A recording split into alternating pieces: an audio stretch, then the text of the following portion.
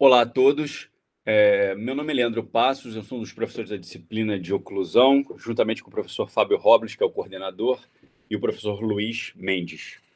Nessas duas aulas iniciais, nós vamos verificar as posições mandibulares estáticas e dinâmicas e a montagem no asa, né, no articulador semiajustável. Inicialmente, nós vamos verificar exatamente essas posições mandibulares e que têm influência e são muito importantes na relação de planos e considerações com o que nós vamos ter como referência no articulador semiajustável, digamos assim. Então, vamos iniciar pelo estudo da definição do estudo da oclusão, né, que é a relação estática e dinâmica de abrir e fechar e com movimentos bordejantes, que vocês vão ver em alguns livros, ou laterais e protrusivos, entre superfícies oclusais de dentes, que devem estar em harmonia com todo o sistema estomatognático, músculos, nervos, enfim. Quando o paciente apresenta uma disfunção, né, chamada DTM, disfunção temporomandibular, ele vai apresentar sinais e sintomas desse tipo de desequilíbrio. E essa definição já é bem antiga, como vocês podem verificar. O objetivo do estudo da oclusão é exatamente esse diagnóstico e tratamento de patologias entre essas superfícies dos dentes. E nesse diagnóstico e planejamento para a confecção de prótese ou qualquer trabalho de prótese fixa, o articulador é muito importante, o estudo da oclusão é muito importante. E nós temos relações maxilomandibulares que nós podemos implementar no paciente, né, registrar no paciente, e isso vai ser importante para a confecção de vários tipos de próteses, fixas, totais, parciais, estudo da oclusão, qualquer tipo de aparelho interoclusal, como placas mio-relaxantes, enfim. Tudo que vai ser incorporado pode ser estudado e analisado no articulador com muito detalhismo, digamos assim, e sem gerar nenhum tipo de interferência direta quando está se buscando um diagnóstico ou qualquer tipo de análise da oclusão do paciente em si. Para isso, é importante que nós tenhamos a visualização e entendimento de várias linhas e planos anatômicos que vão ter como eu posso dizer, uma correlação com o articulador semiajustável. E é interessante que nós tenhamos esse tipo de visualização para ter um entendimento da montagem do articulador e o que a estrutura do articulador representa com esses planos. Então, inicialmente, vamos ver o plano de Frankfurt. O plano de Frankfurt, nessa fotografia, ele passa pelo meio do trago do conduto auditivo externo e um ponto imaginário onde seria a margem inferior da órbita, que pode ser determinado por palpação. Esse ponto não é preciso, você marca por palpação quando você tem um paciente clinicamente sendo atendido. Numa fotografia, como é o caso, você faz uma estimativa, tá bom? E esse plano de Frankfurt, nós vamos ver que ele vai ser paralelo ao arco facial mais à frente. Linha infra-órbito-meatal, que é muito semelhante ao plano de Frankfurt, também conhecida como linha horizontal alemã, linha antropológica, linha de Frankfurt ou linha de Hyde. É uma linha que vai da borda inferior da órbita ao teto do poro acústico externo do mesmo lado. Basicamente, é a mesma representação do plano que nós vimos no plano de Frankfurt. Agora, o plano de Camper.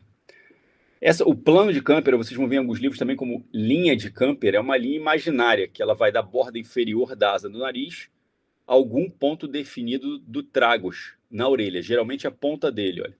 Olha a representação da foto, tá? Então, tragus, asa do nariz. Esse seria o plano de Camper aqui. Deixa eu retornar, ó. Idealmente, o plano de Camper é considerado paralelo ao plano oclusal da arcada superior. Tudo bem? Que vai ser exatamente a correlação que nós vamos fazer com um arco, a montagem do arco superior no articulador. Ele vai ter um ângulo de aproximadamente 10 graus em relação ao plano de Frankfurt, quando observado do plano sagital médio. Nós vamos ver isso mais para frente, mas ele tem essa inclinação por conta da diferença de angulação que ambos apresentam. Tudo bem? Então, a foto do plano de Camper seria exatamente essa representação. E o plano oclusal do paciente, que nós vamos ver mais à frente, estaria exatamente aqui embaixo, paralelo a esse plano de Camper. Linha bipupilar. É uma linha bipupilar, ela serve como referência para a orientação do plano oclusal e plano incisal. Quando você quer verificar se eles estão em equilíbrio, se ambos estão em equilíbrio, paralelos, né, ao plano oclusal, você traça uma linha bipupilar e verifica esse paralelismo para referência. A importância dessa montagem no ASA, né, que é o acrônimo do articulador semiajustável. É exatamente o plano de Frankfurt, ele vai estar paralelo, que nós vamos ver mais à frente, ao arco facial. E o plano de Camper, nós já vamos ver, ele vai ter um paralelismo com o plano da arcada superior. Essa é a correlação que nós temos com o articulador semiajustável. Então vamos visualizar isso, olha. O plano de Camper, como eu falei, ó, paralelo ao plano oclusal, né? Alguns pontos anatômicos aqui.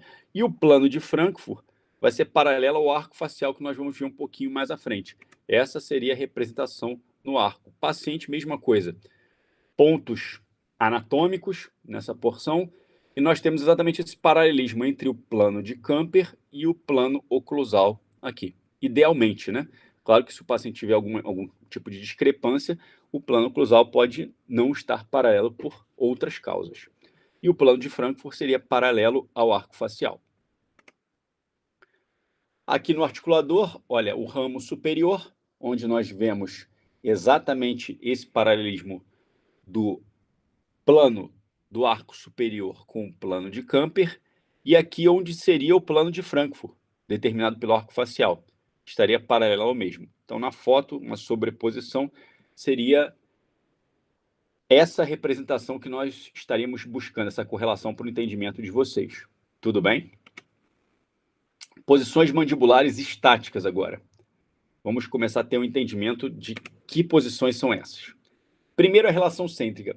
Nós vamos ver agora várias definições de relação cêntrica que existem na literatura, mas que, na verdade, não acrescentam muito entendimento, porque é difícil, às vezes, o entendimento espacial ou do que está ocorrendo. Então, por exemplo, essa definição de vários livros que vocês estão vendo de referência diz que é uma posição da mandíbula com a maxila, quando o conjunto côndilo-disco está em uma posição mais anterior e superior, não forçada, em relação à parede posterior da eminência articular.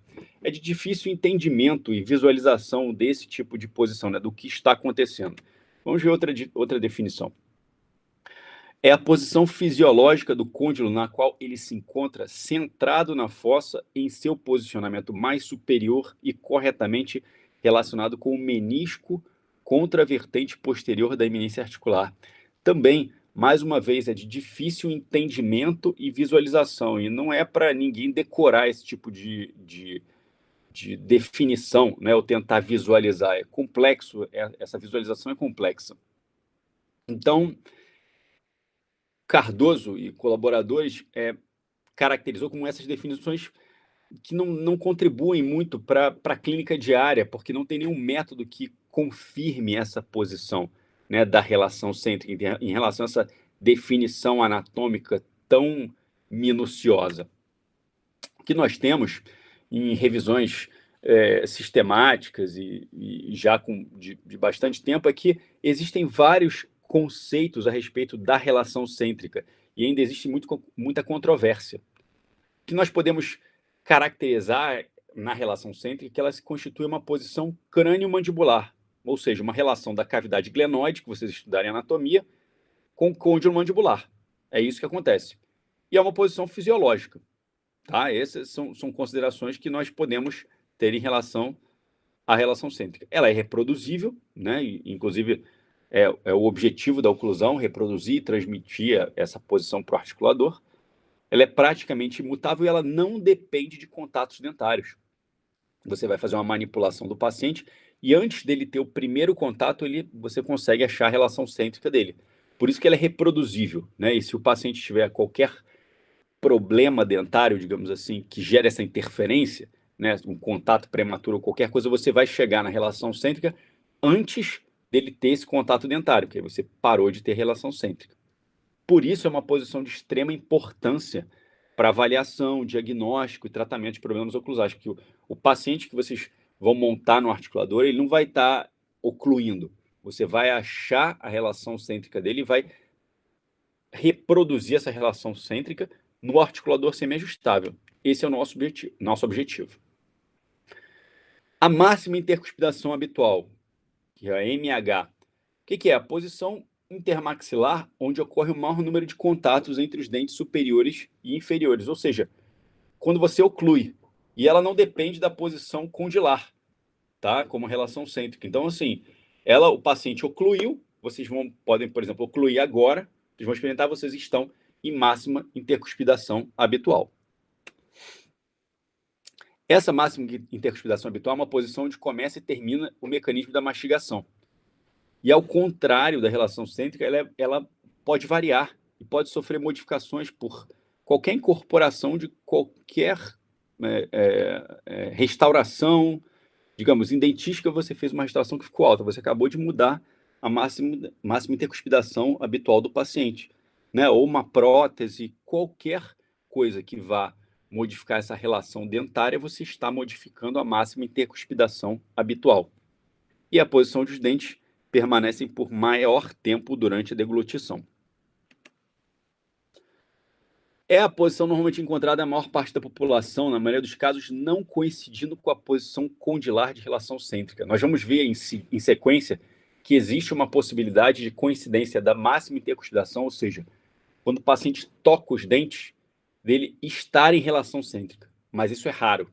Então, normalmente, os pacientes apresentam máxima intercuspidação e relação cêntrica, duas posições distintas, tá? E a máxima intercuspidação habitual não é considerada uma posição patológica. Para você considerar algum tipo de patologia, você tem que ter sinais e sintomas e efetuar um diagnóstico. Então, a maioria dos pacientes e da população tem contatos prematuros e algum nível de discrepância, mas isso não é considerado como patológico, só se você tiver sinal e sintoma. E agora, indo para a relação de oclusão cêntrica, que é o que eu falei com vocês, a ROC. Ela é essa posição intermaxilar, onde nós temos os contatos dentários, né? Estamos ocluindo, mas o paciente está em relação cêntrica. Ou seja, tem essa coincidência entre máxima intercuspidação e relação cêntrica. Por isso é relação de oclusão cêntrica. Mas essa relação, não há consenso entre os autores, mas é uma percentagem pequena da população que apresenta esse tipo de relação de oclusão cêntrica. É difícil visualizar isso no paciente, não é uma coisa comum na clínica que vocês vão ver futuramente na universidade, enfim, que você encontra frequentemente. Agora vamos ver algumas técnicas de manipulação para a determinação da relação cêntrica. Basicamente, temos duas técnicas, frontal e bilateral.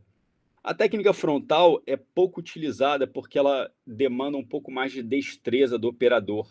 E isso, o tempo e a prática vai fornecer a todos. Só uma questão de treinamento. E você vai ter uma manipulação do mento, né, com uma mão só, para poder realizar um movimento mandibular em sentido posterior e ascendente para chegar nessa relação cêntrica. Mas, inicialmente, nós, na disciplina, recomendamos que façamos a técnica bilateral, que é o quê? Posicionamos os dois dedos polegares no mento do paciente, seguramos no ramo mandibular, apoiamos os 4 dedos no ramo mandibular e realizamos esse movimento leve, né? Sem nenhum movimento intempestivo, nenhum movimento abrupto. Por quê? Porque nós estamos trabalhando com músculos, nervos, o masseter, ele vai contrair, e ele é um músculo muito forte. Então, quanto mais você realiza essa manipulação com força, mais o paciente responde com contração, e fica difícil a manipulação, né? Você faz um movimento posterior ascendente, e para você chegar na relação cêntrica, lembre-se, nós não precisamos de contatos dentários. Então, a gente vai identificar, eu já vou falar para vocês como a gente vai fazer isso, mas nós vamos identificar o contato dentário prematuro do dente, do paciente, para justamente manipular até antes de ocorrer isso, que nós vamos registrar nessa posição. Mas essa é a técnica mais indicada para essa manipulação e para essa estabilidade de manipulação. Então, inicialmente, como é que nós fazemos? Nós colocamos no paciente chamados desprogramadores oclusais.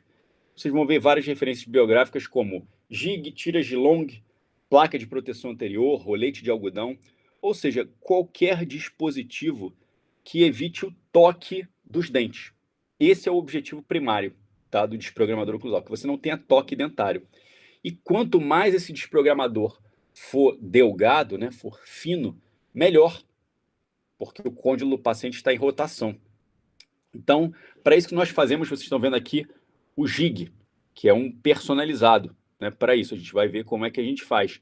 Mas existem também essas tiras de longa, até um rolete de algodão. O objetivo é que ele não toque, e aí com isso ele não vai ficar induzido a ir para a mesma posição mandibular. Você tem uma facilidade maior de manipular.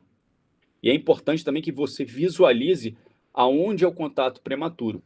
Para isso é importante você manipular o paciente. Por quê? Você vai manipular bilateralmente e ele inicialmente vai lhe falar: olha, tocou do meu lado direito, tocou do meu lado esquerdo. Ótimo, você vai saber disso. Ele não vai relatar exatamente onde ele está tocando, tá? Que vertente triturante ou que aresta longitudinal ele está tocando. Isso não vai acontecer.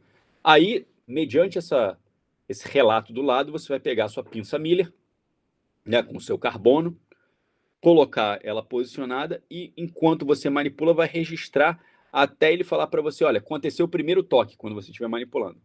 Aconteceu o primeiro toque, aí você vai visualizar: ah, ele tocou aqui. Então, o seu jig ou a tira de longa, ou o que for o rolete de algodão, não tem que deixar aquele primeiro contato acontecer, que é exatamente onde começa o quê? A máxima intercuspidação habitual. Ali que começa a máxima intercuspidação. Então, como você quer a relação cêntrica, você quer ele, desculpa, um pouquinho antes desse contato ocorrer. Esse é o nosso objetivo. Vamos continuar a ver. Então, olha, estou manipulando o paciente, ó, manipulando o paciente, manipulando, e eu vou achar esse contato dentário. Está ali, coloquei a minha pinça Miller e ela falou: olha, o contato dentário que eu sinto, esse primeiro toque é exatamente nesse molar, nessa cúspide palatina, mesiopalatina do dente superior, com essa cúspide mesio-vestibular, nessa vertente triturante do dente inferior. Então, é ali que eu sinto. Você marcou. Então, ótimo, você já sabe que você tem que evitar que aquele toque ocorra, porque ela começou a entrar em máxima intercuspidação.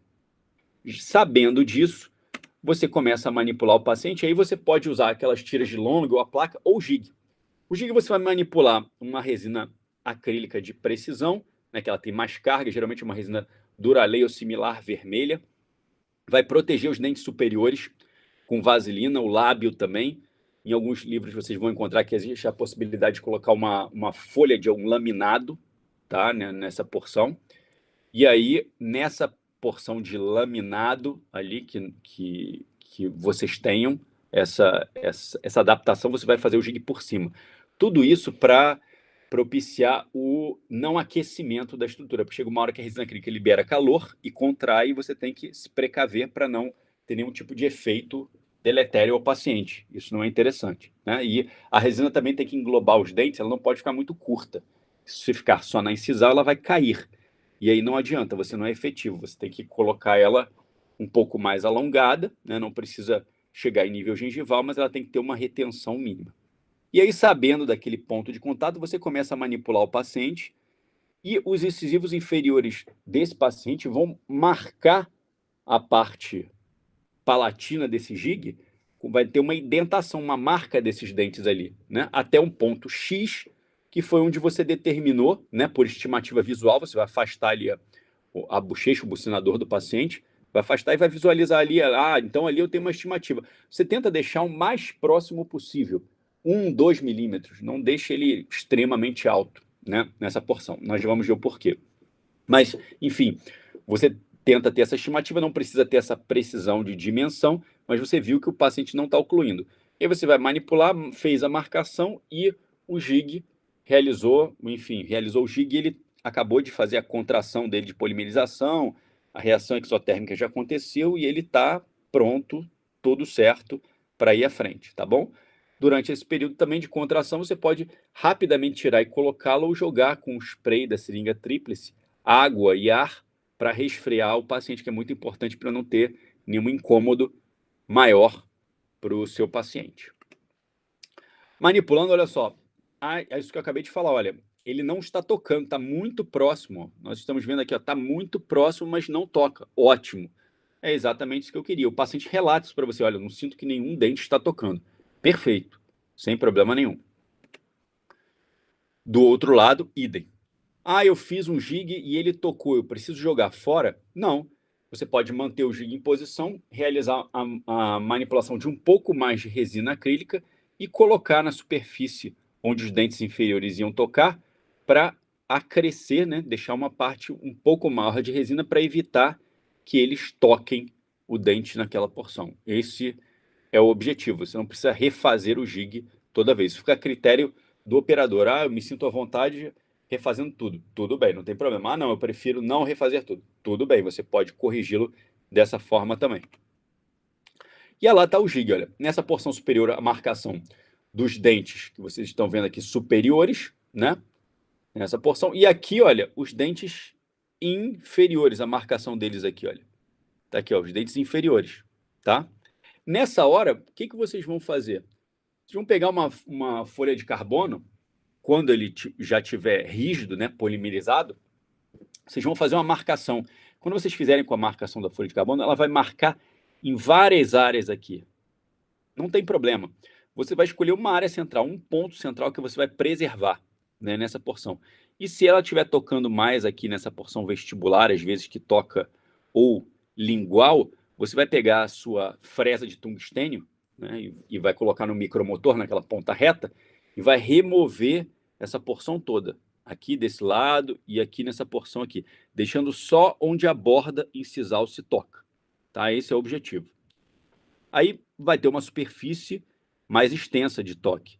Você vai selecionar uma porção central e vai começar a tirar com a ponta de tungstênio, com a fresa de tungstênio. Então você vai tirando lateralmente, você vai tirar várias porções desse lado, na porção palatina aqui, na porção vestibular, vai tirar e vai preservar esse ponto. Esse ponto vai ser um ponto único, onde vai ter um toque em alguma porção de algum incisivo central. Ótimo. É isso que você queria. Esse vai ser o ponto que toda vez que você colocar o jig, você vai manipular o paciente, ele já vai direto para essa posição. Você acabou de determinar a relação cêntrica do paciente, ele não tem toque dentário e há uma reprodutibilidade nessa posição, porque toda vez que você manipula, você toca nessa porção, toca naquela partezinha do dente. Ou seja, você está pronto para registrar, você acabou de registrar a relação cêntrica do paciente. Ah, aconteceu qualquer erro, eu tirei demais, eu perfurei, eu fiz uma coisa que não foi desejada. Eu perco o jig? Não. Você manipula mais resina acrílica e acrescenta aqui nessa região até você chegar nesse ponto. Você pode corrigir esse processo. Você não precisa fazer um jig toda hora, o que é até clinicamente muito mais rápido para você, né? Você faz um acréscimo ali, coloca e determina esse ponto. O importante é que esse ponto esteja bem definido aqui. Você tire do lado e ele fique bem definido nessa porção. Vocês vão ver que alguns livros caracterizam até para que você faça uma linha aqui, uma rampa, mas isso não é obrigatório, né? Vocês podem ver na literatura. O importante é que você tenha esse ponto definido. Por que isso? Porque, olha só, a ATM está em função normal, tudo bem? Nessa parte. Então, quando você tá, olha só, o côndilo está transladando, né? Ele passou e transladou. E ali ele está em rotação, olha. Chegando na rotação, ó, rotação agora, rotação. Por que você tem que deixar aquele ponto que eu falei? Vou voltar aqui o slide. Por que esse ponto aqui e essa desoclusão do paciente tem que ficar a mais tênue possível, né, com uma distância pequena? Qual é o nosso objetivo disso? O objetivo é que o côndilo esteja ainda em rotação e não transladando. Por isso que eu mostrei esse vídeo anatômico para vocês. Justamente porque se ele transladar, você já está registrando em uma posição de translação que não é desejável. Por isso que você quer o menor espaço desse contato. Exatamente por isso que eu descrevi anteriormente, que você quer um espaço de 1 milímetro de um toque para o outro, né? 1 milímetro e pouquinho. Isso já seria ótimo. É desejável. Eu consegui um de menos de 1 milímetro. Ótimo também, melhor ainda, não tem problema. Mas você quer um espaço muito pequeno entre esse toque, esse contato prematuro que você achou. Justamente para você quando realizar o registro oclusal, que vai ser a fase que a gente vai ver na próxima aula de montagem de articulador, você deixou o paciente em relação cêntrica, ou seja, você sabe que ele está em cêntrica, você sabe que o cônjulo dele está provavelmente em eixo terminal de rotação. E aí você pode fazer o registro daquela posição, né, dos dentes naquela posição, você vai ter certeza disso. Se você bota uma altura muito grande, o côndilo vai estar o quê? Transladando, ele já vai estar, o paciente já está abrindo muito a boca, ele já está transladando. E aqui não, você quer nessa posição agora, ó, olha a rotação aqui acontecendo agora. Vamos ver de novo aqui, ó, translador, e aqui agora, olha, ele vai vir e vai fazer a rotação exatamente aqui agora. Olha a rotação, ó, rotação, tá vendo, ó? É essa rotação que você quer preservar, por isso que você quer esse contato tão pequeno. E por isso que nós temos essa conduta toda na questão da relação cêntrica, desse registro da relação cêntrica e visualização. Tudo bem?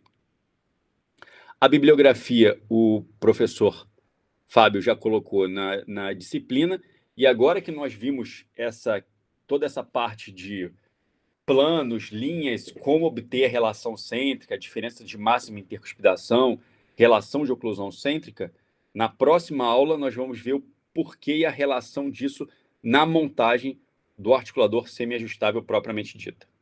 Até a próxima aula.